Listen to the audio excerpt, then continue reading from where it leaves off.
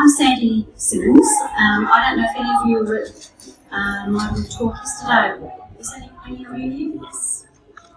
Okay, so I'm just going to recap a little bit.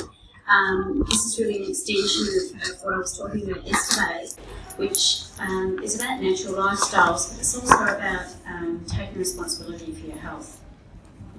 How many of you here take self-responsibility for your health? Good. A little bit shaky. I think it's something that we're slowly losing in the West. I don't know about in the Eastern countries so much, but I know over in the West, I get a lot of people coming into clinic. They're totally bamboozled by what's going on when they get diagnosed with something, and they have no idea what's going on, even if it's explained to them by a doctor or a nurse. Quite often it's way above their head. They've got really no idea what's going on. So part of the role that I have, people tend to come to me, and I don't know how they get to me, but they do, and they ask, can you help explain what's going on? So that's a fairly major role in my practice. So after I explain things to them, they go, well, that's not right, or they usually have something comes up within them and they go, well, I don't want that, or I want to know more about it. So it's me setting them on the road to being self-responsible, to seek out the knowledge that they need to make empowered decisions for themselves. But that's only a few people that I can actually help in that regard. So hence why I've started to get out there and speak more on this subject, because we need to take self-responsibility really, it's just a critical part of being a human being. But we've lost it. We've lost the innate nature of ourselves to know when we're not feeling well.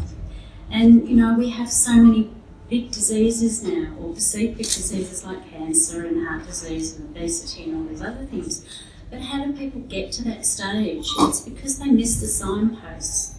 They don't take any notice of what's going on for them. They don't realise, as children, they're not taught, so they don't realise that, hey, that's telling me something, that something's not right in my body, and what can I do about it? There's no teaching on this. So I'd really love to see in the whole world, but especially in Australia to start off with, it's just this idea that people need to stop, listen and take note of what's going on for them. Life's got so crazy, hasn't it? It's got busy. It's, we just got to take a pill because we've got to do this, we've got to do that, we've got to do something else, and we couldn't possibly rest for a day and let it all go. So somewhere along the line, things have to change. I think we all have that feeling. So there's just a little background as to how I got into speaking about this particular topic. But it goes further, because how can we actually change it? And one of the things that I've actually written a book on preconception, because that's where it starts. It starts from the very beginning. It starts from the time when you're trying to conceive. And I say trying because there's so many people now who can't conceive. So why is that? Completely different topic. So let's just go back to actually conceiving and having a baby. So we really want to take responsibility for that. We don't want other people telling us how we're feeling. We know how we feel. We're all women in here, apart from the young man down doing the post. But we all know when someone's trying to tell us something about how we should feel, and we go, well, I don't feel like that. That's not what's actually going on for me.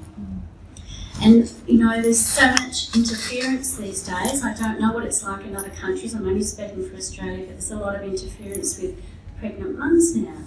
They've got to have this test and that test and something else, and they're all stressed to the hilt. What's that doing to this little being that's growing inside? It's all out of whack. Anyway, so it does start back then. It starts with self-responsibility for yourself first, and then grows with this baby inside. And then when you have this baby, what are you going to teach it? Because all children look to you as we all know, and they copy you. And they copy what they see. They don't do as you tell them to do.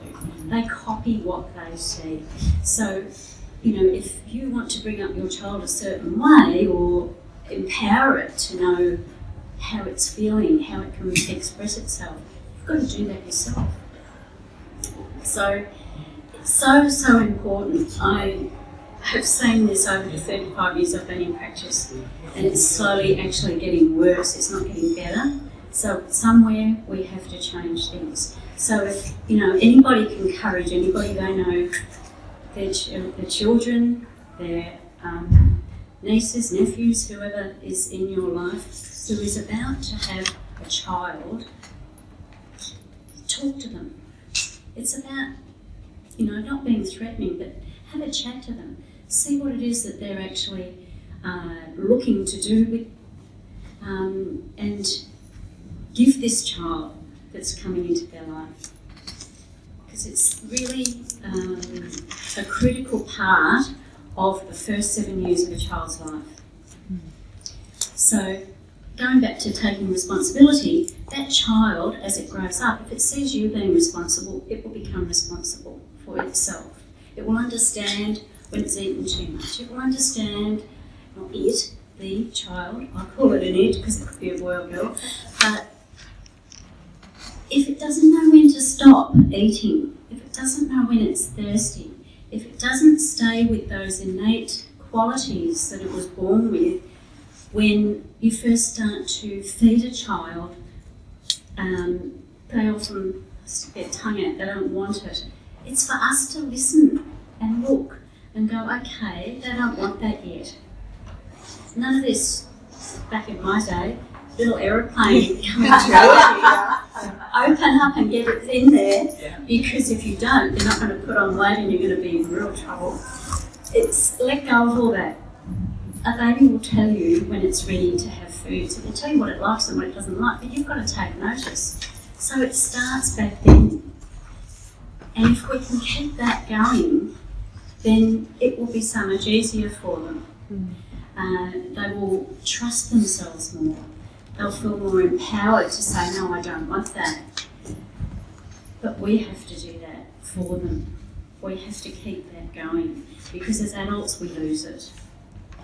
How many people here know when they've had enough to eat? Yeah. It's hard. How many people here know when they're thirsty? Are you thirsty? Or do you put something in your mouth because you think you're hungry? It's very confusing, because we lose all these senses as we get older. So that's where I come from in my practice. That's what I am really hot on, is about this self-responsibility.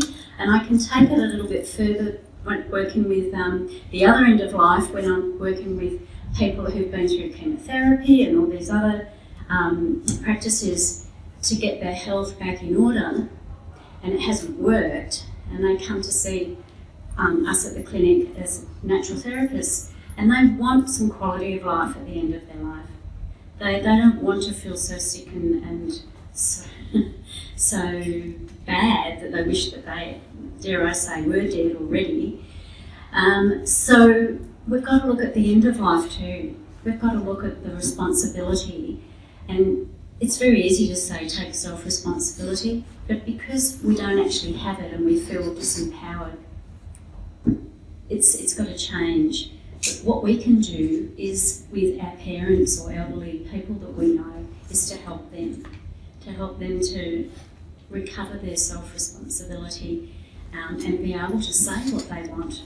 Because so many of them feel like they're in Australia, I don't know what it's like in other countries, but we put them, we don't necessarily put them, they put themselves into these lovely homes. But everything's taken away from them. It's like being in prison. They have to have their medication. They have to not allowed to go out unless someone goes with them. I mean, fancy doing that when you're elderly. Who really wants that? So both ends of life really need to be looked at. Self-responsibility, I think, for the majority of people in the middle of life, it's up to them what they do. But we really need to start thinking about it at the beginning of life. So I don't know how long I've spoken for. It's 11 o'clock, but if anyone's got any questions, please feel free to ask or come up and speak to me afterwards. Thanks, Sandy.